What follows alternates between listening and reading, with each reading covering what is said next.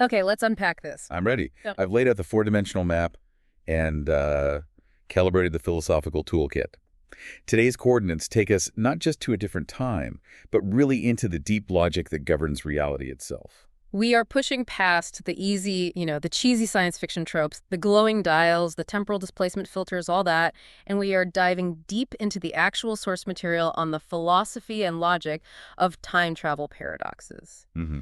This isn't just a conversation about what some impossible technology might look like. It's a profound debate. I mean, it impacts how we think about time, tense, ontology, causation, Freedom, identity, change. and even mereology, which is that specialized study of parts and wholes. These paradoxes really challenge the very foundations of how we understand reality. And it's important for you to know that this philosophical scrutiny isn't some modern academic thing that came after the novels. Right. The source material shows that the relationship between, say, early science fiction and philosophical inquiry was deeply symbiotic. New fictional concepts would come out, and they'd generate these intense objections from skeptical readers. Letters to the editor and so on. Exactly. And those objections would often lead to these really rigorous philosophical analyses that, in turn, fed new ideas right back into the stories. That's why the foundations of this topic are so, so dramatic. One of my favorite foundational anecdotes comes from, I think it was Mort Weisinger's 1944 story, Thomson's time traveling theory. Oh, that one's great. Yeah, so this author, he gets utterly frustrated by skeptical readers who doubt the possibility of a paradox, and he threatens to build a working time machine just to prove them wrong. He tells his editor, with, absolute resolve, "I'm going into the past and kill my grandfather. Then we'll see just how hot you and your readers are about their fixed timeline theory." And that is the perfect setup. The threat of retro-suicide, as it's called, is, well, it's the most dramatic expression of a deeper logical inconsistency. It forces philosophers to confront whether the universe has some kind of inherent mechanisms, metaphysical laws that prevent the past from being altered, or whether the attempt is just impossible by definition. So for this deep dive, we've organized the source material into 4 basic types of paradoxes. We're going to tackle them one by one. First, you have the temporal paradoxes, the most basic objection, right? Is there even a destination to travel to? Your destination problem. Second, freedom paradoxes. Can you actually change the past? That's the grandfather problem. Third, causal paradoxes. How can objects or information just appear from nowhere? That's the causal loop problem. The bootstrapping paradox. Right. And finally, identity paradoxes. How can one person be in 2 places or, 2 ages at the same external moment? But before we could discuss why any of those 4 might make time travel impossible, we absolutely have to start with the groundwork. We have to define, and I mean rigorously, what time travel actually is. So the initial logical obstacle, the first wall you hit, is often called the time discrepancy paradox. I think it was formalized by Dennis Holt in 1981, but really, the underlying confusion has been there since Wells's original story. This sounds like, dense academic jargon, but the core idea is pretty simple, isn't it? If movement is being in different places at different times, what does it mean to move in time? What are you moving through? Exactly. The first sort of intuitive thought is that movement in time requires being in different times at different times, which is just, it's nonsense. Right, it's a tautology. It is. The practical paradox comes up when a time traveler departs and then arrives, and those 2 events are separated by unequal amounts of time. Think about it. The traveler experiences, say, 1 minute of effort, pressing buttons, feeling acceleration, but 100 years of external time have gone by in the world they left. So how can 1 minute equal 100 years? It seems like a direct contradiction. It does. It feels like a rupture in the very fabric of time. And we see this even in the earliest thinking on it, like the epilogue of H.G. Wells' The Time Machine. The narrator, who gets left behind, he speculates about where the time traveler is, suggesting he might be wandering among grotesque saurians, the huge reptilian brutes of the Jurassic times. It's that huge, jarring discrepancy that forces the question, is the time traveler 100 years older now, or is he only 1 minute older? And this paradox has a standard and I think a highly effective philosophical solution. It was articulated most clearly by the philosopher David Lewis. The solution is simply to differentiate between 2 kinds of time. Personal time versus external time. Precisely. Personal time is what's measured by the individual's internal processes, what the time traveler's clock and their own body records. Your subjective experience of aging, your metabolism, that's your personal time. External time, on the other hand, sometimes called objective world historian time, That's just measured by the coordinate system of the outside world, the timeline of the rest of the universe. The discrepancy isn't a logical contradiction because you're measuring two different independent things. I see. So time travel, by this standard definition, only happens if there's a discrepancy between external time and the individual's personal time. That's the key. The time traveler's body experiences 1 minute of personal time, while the objective historian records 100 years of external time passing. So there's no logical contradiction, just a differential experience. Now, this is where we have to tighten the definition up a bit because just saying it's what an accurate watch would measure is a little flawed. Why is that? Well, for one, it's circular, right? An accurate watch is just defined as one that correctly tracks personal time, but it also runs into these tricky counterfactual problems. For instance, what if the time traveler had a phobia of wearing watches? The definition would seem to suggest that if wearing one would have made him stop the machine, then the trip lasted 0 time, which is just false. Right. You can't rely on a hypothetical, non-existent measurement tool to define a core phenomenon.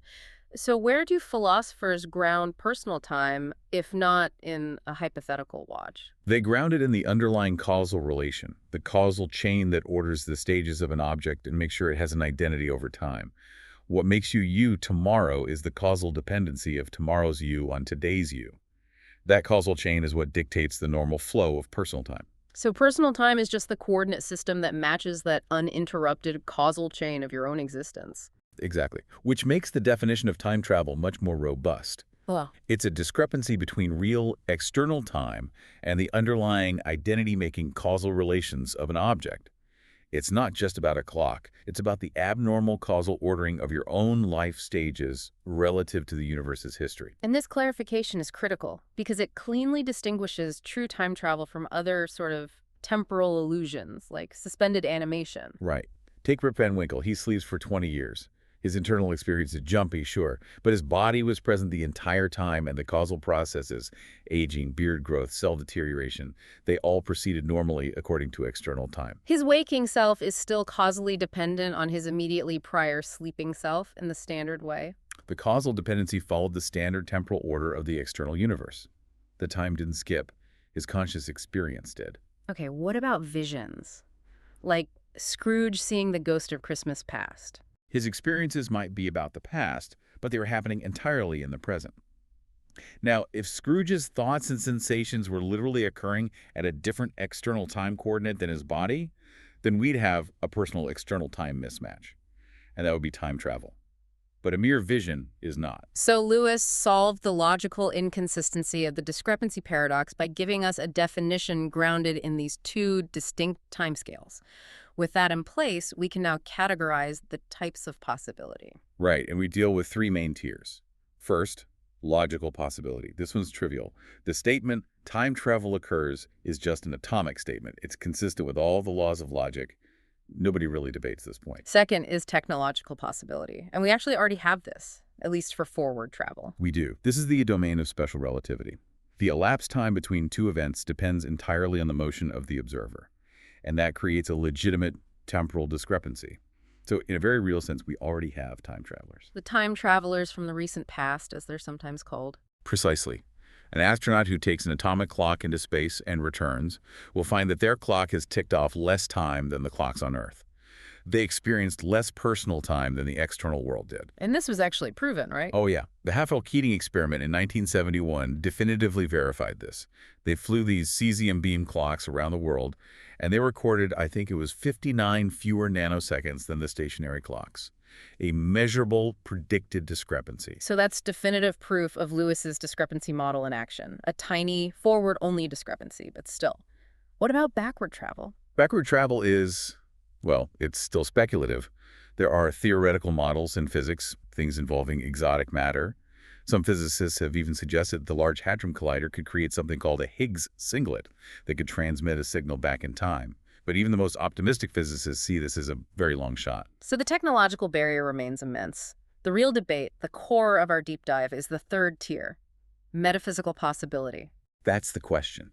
Is time travel compatible with the fundamental, non-negotiable laws of metaphysics, the ones governing causation, grounding, identity? The paradoxes we're about to discuss don't argue that the logic is broken or that the engineering is impossible. They argue that time travel fundamentally breaks the universe. Which brings us to our first category of metaphysical breakdown, the temporal paradoxes. The foundational question here really goes back to the ontology of time itself. I love this one letter writer to Amazing Stories, Jackson Beck, who asked the perfect question. How could one travel to the future when the beings of the future have not yet materialized? It's the most basic question. You have to settle the existence status of the past and future first. And philosophers usually consider three main views on this. The first, and the most compatible with our intuitive idea of time travel, is eternalism.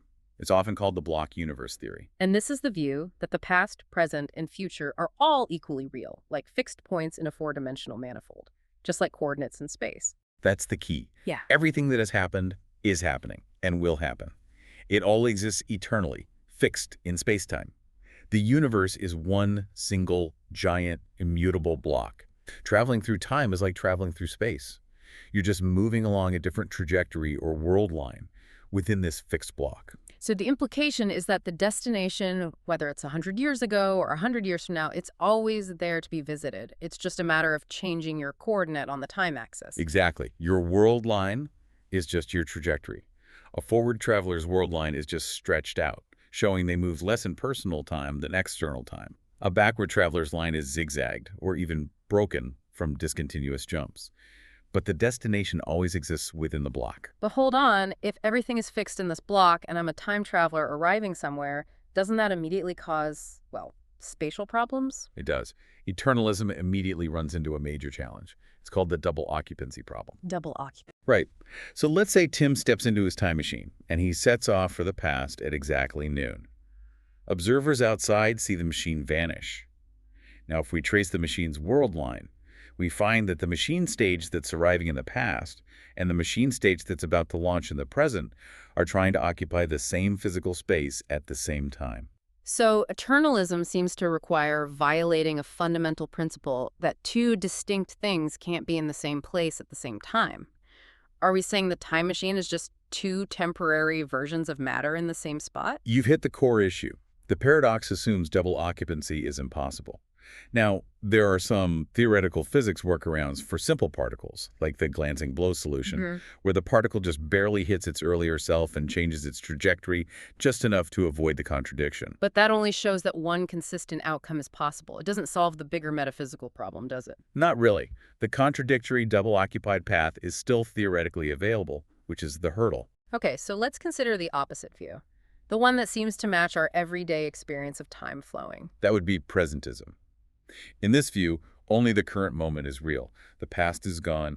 The future isn't here yet. The eternalist's four-dimensional block shrinks down to a single, existing, ever-moving slice. And the challenge there is obvious. If there is nowhere to go, how can travel be possible? If the Triassic Age literally does not exist, how can the time traveler land there? The presentist solution is, well, it's counterintuitive, but it's ingenious. It says that time travel doesn't require traveling to non-existent times. Instead, it involves interacting with presently existing objects to establish certain past or future tense facts. So when the time traveler visits the Triassic Age, he isn't going to a fixed block of time 65 million years ago. He's performing a present action that makes a past tense fact true, namely that he was sitting by a Triassic Age lake. Precisely. The time traveler's machine causes the truth of that past tense statement. It's a bit like studying history. You can study the past, even though the objects you're studying no longer exist. You're interacting with present evidence to establish past facts. So the presentist basically sacrifices the intuitive spatial metaphor for time travel in favor of a purely causal and logical definition. Yeah, they do. It's a huge philosophical overhead, but it solves the destination problem by saying the journey isn't spatial, it's purely causal. And finally, let's just briefly touch on the middle ground between these two. The growing block theory. This is the intermediary view, where the past and present exist and are fixed, but the future doesn't exist yet. Reality is a continually growing four-dimensional block. So if I travel to the past in the growing block model, I'm visiting a fixed existing structure. But if I travel to the future, I'm sort of waiting for that structure to be built. Right, which raises its own set of problems about whether you can alter a future that isn't real yet. But that's a topic for another deep dive. The key takeaway here is that the temporal paradoxes force you to choose your ontology of time, and each choice leads to a new logical headache.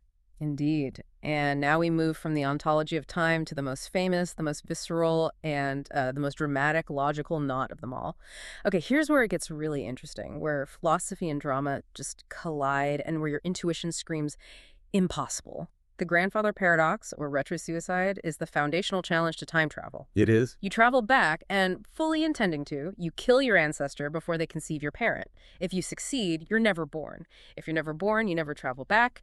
If you don't travel back, you don't kill your ancestor, so you were born. And on and on. It's the ultimate self-defeating loop. And David Lewis formalized this contradiction with devastating clarity.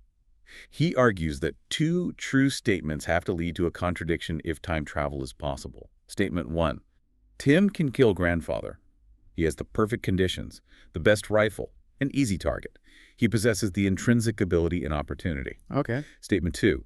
Tim cannot kill grandfather because grandfather lived, and it's logically impossible to change the past events of 1921.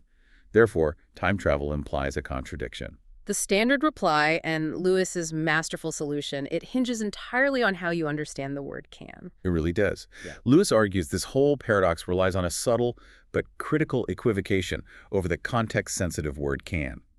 He asks us to distinguish between two contexts, which just mean two different sets of facts that we hold constant when we're talking about ability. The narrow context versus the wide context. Correct. In context 1, narrow ability, we restrict the facts to just Tim's intrinsic properties and his local environment.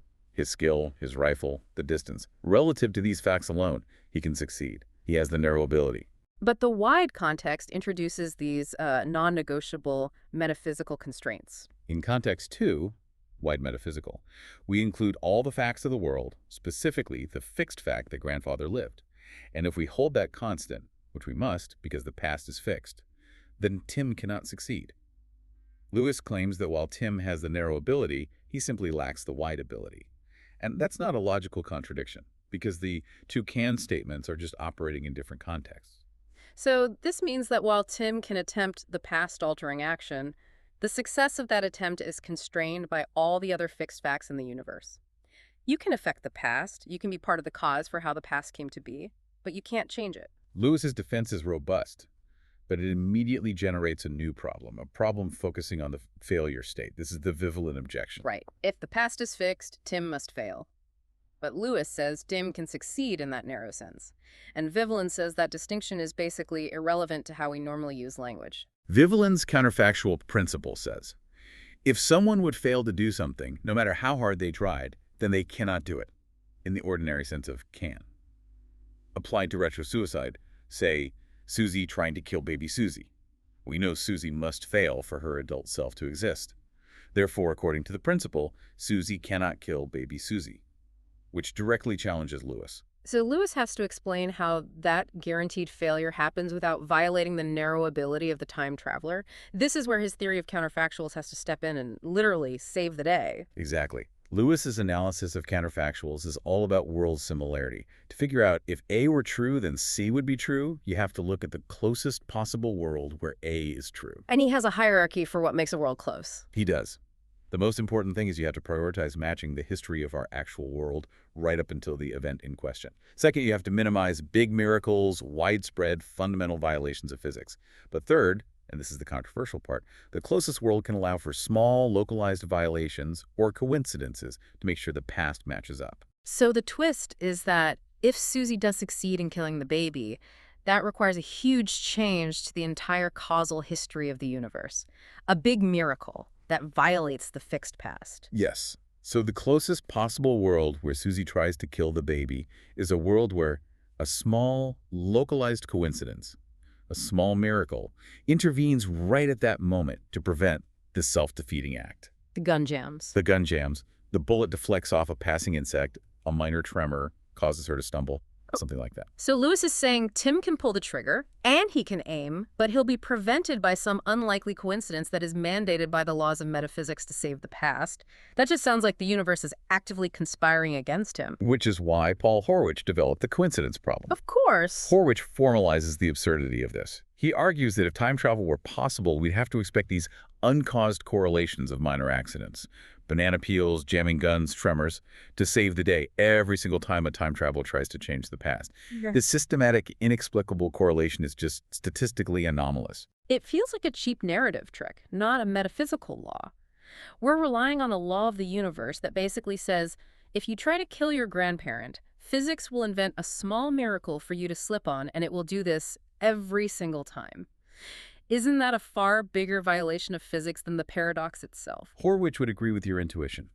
He uses probabilities to argue that the expectation of this infinite string of guaranteed coincidences suggests time travel itself is just metaphysically improbable. So if the only way the past can be saved is through a statistical miracle, and that miracle is virtually impossible, then the whole idea of time travel becomes virtually impossible. Exactly. Lewis's solution saves time travel from logical impossibility, but it condemns it to metaphysical improbability. Lewis has to accept a universe where, if time travel is possible, accidents are highly non-random. They're perfectly correlated with the needs of history. So Lewis solved the contradiction, but replaced it with a statistically impossible conspiracy. The cosmos is basically rigged to protect the continuity of history. And this idea of a rigged cosmos brings us neatly to the next category, causal paradoxes. Here we're moving beyond human agency and looking at how backward causation affects objects and information. A causal loop. A series of events where each one causes the next, and the last one causes the first one. Right, and these loops create the bootstrapping, or ex nihilo paradox. The core problem is that information or an object exists, but its origin is lost outside of the loop itself. It feels like something came from nowhere. The information or the object is just ungrounded. Think of the quintessential object loop, like the antique watch in the film Somewhere in Time. Oh, I know this one. The young man gets the watch, travels back, gives it to the woman, she keeps it for decades, and then gives it back to him. The watch is always possessed by one of them, but if you look for who made the watch, you can't find them. It's a watch with no watchmaker. Or the information loop that Lewis himself talked about. The older self tells the younger self how to build the time machine, which lets the older self travel back to transmit the knowledge in the first place. The information is transmitted, but its origin is a mystery, as Lewis put it. The parts of the loop are explicable. The whole of it is not. Strange. This seems to challenge the principle that every event must have a sufficient cause. It does. But, and this is a critical distinction, in modern science, especially quantum mechanics, we know the universe routinely operates with events that lack a sufficient cause. Radioactive decay, for example. We know the probability, but no previous event guarantees the decay at the exact microsecond it happens. So if our universe is already indeterministic, then a causal loop without an ultimate origin might be strange, but it's not necessarily metaphysically impossible. Exactly. The argument shifts from it's impossible because it came from nowhere to it's just a strange, self-contained phenomenon that doesn't fit our standard intuition about grounding. But there's a material concern that keeps the paradox alive, isn't there? The restoration paradox. Right. It deals with the wear and tear on the looping object. Paul Naheen asked about this Somewhere in Time watch. If it's bright and shiny when the young man first gets it, and it stays with a woman for 50 years, and it's still bright and shiny when she gives it back, why did it tarnish? Where did the restoration happen? And this is where Robin Lepoidovin's diary paradox comes in. It's an even trickier puzzle. It really is. It demonstrates the necessity of this material restoration. Imagine Jane gets a diary, writes one entry, hands it to Peter. Peter adds his entry, travels back in time, gives it to the younger Jane. So if the diary started with 0 entries, Jane gets 1 entry, Peter's writes hers, now there are 2. Peter gets it, adds his, now there are 3. He gives it back to Jane. Who receives 3, writes hers, making 4, and so on. That the number of entries just spirals into an infinite contradiction. The only way out is to demand this perfect, non-causal restoration. The loop demands consistency. For it to hold, the diary has to return to its previous state. Peter's entry must just spontaneously vanish without a trace before he hands it back to Jane. That seems like an even worse coincidence problem than the grandfather paradox. Now we need atoms to randomly rearrange themselves back into a perfect state every single time a loop completes. The odds are astronomically low. Lewis and his proponents would argue this is just an issue of chance. Since it's logically possible for atoms to rearrange randomly, the loop is still metaphysically consistent. But again, the possibility is predicated on the constant necessary occurrence of highly improbable events. So both the freedom paradox and the causal paradox boil down to the same point. Time travel seems to require the universe to have this secret, invisible law of guaranteed statistical anomalies. And crucially, any solution we devise for human free will has to apply equally to inanimate objects, which is why we have to look at paradoxes without freedom. Agency is inessential to the paradox. Take Hermes' rocket. It's programmed to fire a probe unless a safety switch is on. The safety switch turns on if the return of the probe is detected in the past. It's a classic logical negation loop. If the rocket fires, the probe returns. The switch is on, so the rocket shouldn't have fired. And if the rocket doesn't fire, the probe doesn't return, the switch is off, so the rocket must fire. The logic contradicts itself immediately. No human decision required. Or the famous Polchinski's billiard ball. Launched into a wormhole, it exits in the past and hits its earlier self just right to prevent its own entry. The cause, the ball entering, is prevented by its own effect. It's a contradiction arising purely from physics. And the conclusion is profound. Whatever solution we apply to Tim trying to kill his grandfather, it must apply equally to rockets and billiard balls. So if Lewis is right, the universe has to treat billiard balls and people the same way, forcing an improbable saving coincidence every time the timeline is threatened. Okay, the final category, paradoxes. This one addresses the time traveler's own identity, pushing the limits of what it means to persist through time. This is the self-visitation problem. Famously illustrated by Israel Zangwill way back in 1895, the time traveler exists in two forms at the same time, of varying ages. So let's use the example of young Jennifer, YJ, and old Jennifer, OJ. YJ is young, OJ is old. YJ and OJ are the same person. So by Leibniz's law, which says identical things have to share all their properties, OJ must be young. But OJ is observably old, so we have a contradiction. What stands out here, and this is key, is that this is highly analogous to the problem of ordinary change. A leaf changes from green to red. If a green leaf is the same thing as the red leaf, you have the exact same contradiction unless you can specify how properties change over time. So the philosophical solution to self-visitation tracks the solution to the general problem of persistence. Exactly. And we can look at two dominant theories here. The first is the one most friendly to eternalism, perdurantism. Solution 1. Perdurantism or four-dimensionalism. This is the view that persistence isn't about being wholly present at every moment. It's about having different temporal parts at different times. An object is a space-time streak or a four-dimensional worm. Right. Jennifer is the sum of all her temporal parts, stretched out across her whole existence. So self-visitation, in this view, just means that one object, Jennifer the space-time worm, has two distinct temporal parts, the YJ part and the OJ part, coexisting at the same external time, let's say $4. Correct. And the logical contradiction is avoided by using time relativization for properties. The properties like young and old are just relativized to the specific temporal part. So Jennifer is old at $2 ones in her OJ part and young at $2 ones in her YJ part. The overall object isn't young or old at $2 each, only its parts are. Since parts can have incompatible properties, the paradox is avoided. But this leads to the incredibly counterintuitive wall and brick puzzle. Right.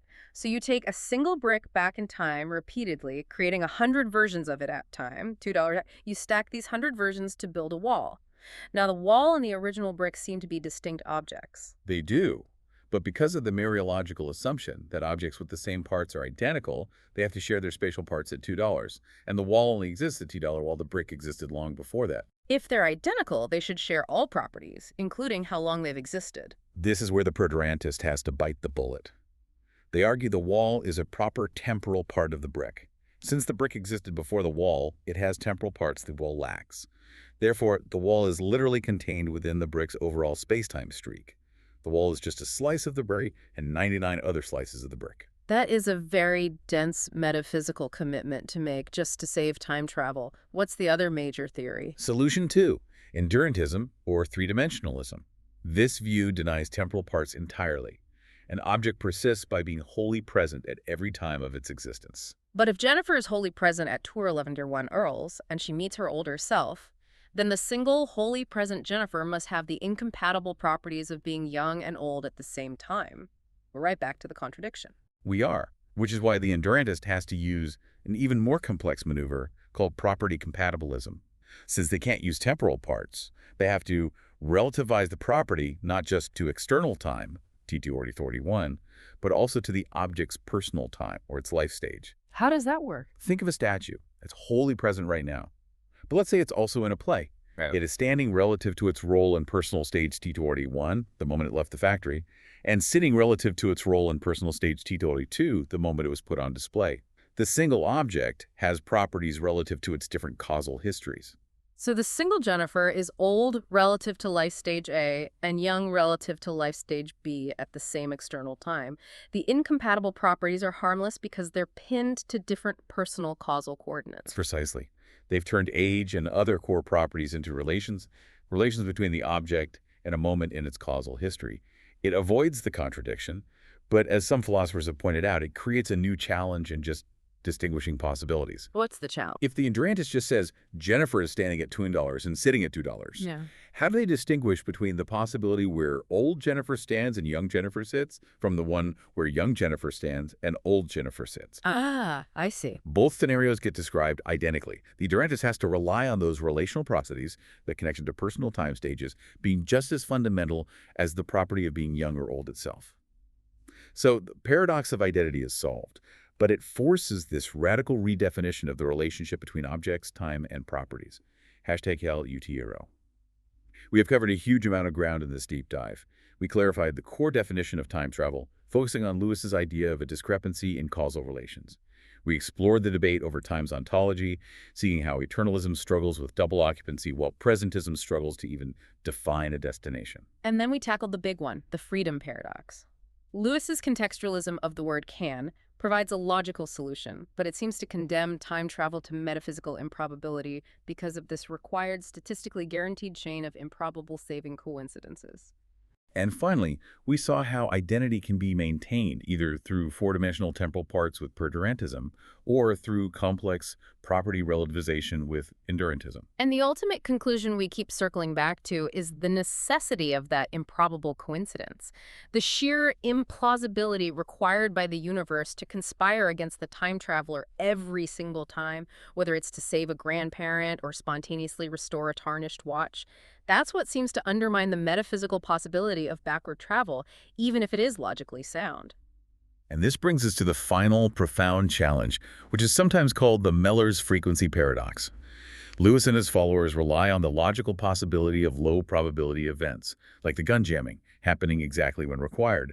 But Meller argues that if ordinary causal loops were possible, they would logically entail the possibility of anomalous loops. Loops where the chances and frequencies fail to conform to the law of large numbers. Precisely. Imagine a perfect coin toss loop where the physical chance of heads is 50%, but because of the demands of the fixed past, every single flip comes up heads. That sequence is physically possible, but it violates every statistical expectation. Meller argues that if ordinary loops are possible, then worlds containing these anomalous loops must also be possible. But most philosophers find a universe where statistical laws are systematically defied, even if it's just by coincidence, to be metaphysically intolerable. And that's the final blow. If you reject the possibility of those statistically anomalous worlds, then you have to reject the possibility of causal loops, and therefore reject the possibility of backward time travel entirely. The argument isn't that time travel is logically impossible, but that its possibility entails these metaphysical requirements, these guaranteed necessary anomalies and conspiracies that just break our fundamental understanding of probability and causation. And that is a profound final thought for you, the listener, to mull over. The journey into the logic of these paradoxes doesn't just ask if we can build a machine, but rather, what laws are most fundamental? Is the deterministic flow of cause and effect paramount? Or is there some strange, flexible possibility space defined by the sheer unlikelihood of coincidence? The philosophical conclusion isn't that time travel is definitively impossible. It's that if it is possible, our deepest assumptions about reality, about causes, parts, identity, and statistical likelihood must be fundamentally and perhaps unrecognizably different from what we intuitively assume. The time traveler who succeeds is, in a way, shattering more than just a temporal barrier. They are shattering classical metaphysics itself.